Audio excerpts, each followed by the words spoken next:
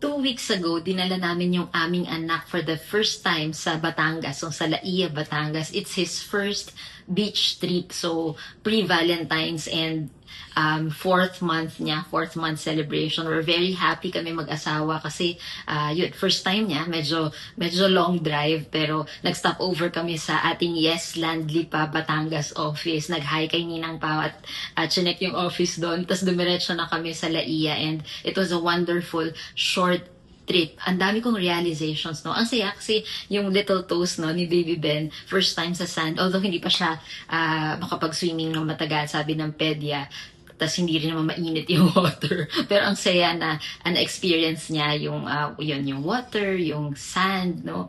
And ako, nung nandun ako sa ang tagal bago makabalik sa dagat. Ang dami mong realization since yun nga, paparating yung Valentine's Day or araw ng mga puso, no?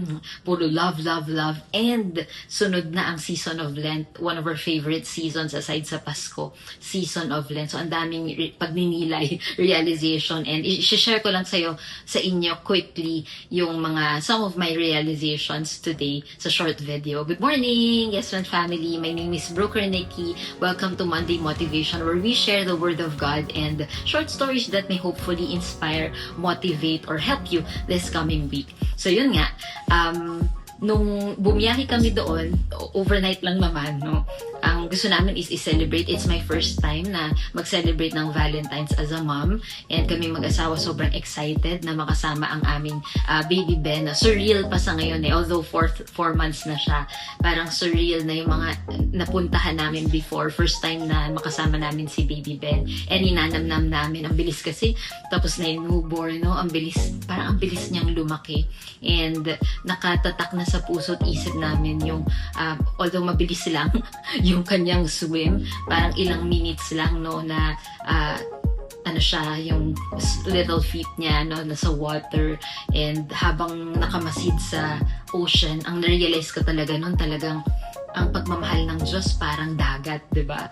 God's love is like an ocean na hindi mo makita yung end, hindi mo rin makikita yung bottom, no? Talagang very wide. God's love is so wide, so vast, yung pagmamahal niya sa'yo at sa akin. Kasi if we look back sa buhay natin, yung mga small miracles, small blessings, and the big ones, yun, talagang pagmamahal niya. And kasi medyo nakalipas na, no, yung araw ng mga puso. Kung iisipin mo, kaya tayo nakakapagmahal, sabi ko nga nung nakaraan sa talk, ang Valentine's naman or araw ng mga puso, hindi lang naman yan para sa romantic love, no? Pwede din yan sa mga kaibigan, syempre sa pamilya, sa mga katrabaho, di ba? Most especially yung iyong self-love and God's love, no? It's all about love. And the reason why we can give love, it's because nagmahal muna siya. Si Lord ay minahal tayo. So 1 John 4 verse 19, we love because He first loved us, no? 1 John 4 verse 19, we love because He first loved us. So si Lord ang unang nagmahal. That's why every day we can wake up, we can work, we can dream again, there's hope, no? Kasi merong pagmamahal, nararamdaman natin that we are loved. And I believe yung umaapaw na pagmamahal naming mag-asawa sa aming anak, kayo din, sa inyong pamilya, sa inyong mga anak, no? It's because of God's love every day, no? Yung grasya niya, yung pagmamahal niya that we receive every morning, every day. Kaya nakakapagmahal tayo araw-araw, no? Kahit mahirap, we can keep on working for our family, loving our families, and serving our family. So it's nice itong Lenten season na to, talking about love. Ang sarap magnilay ng pagmamahal ni Lord. Aside from iisipin mo pag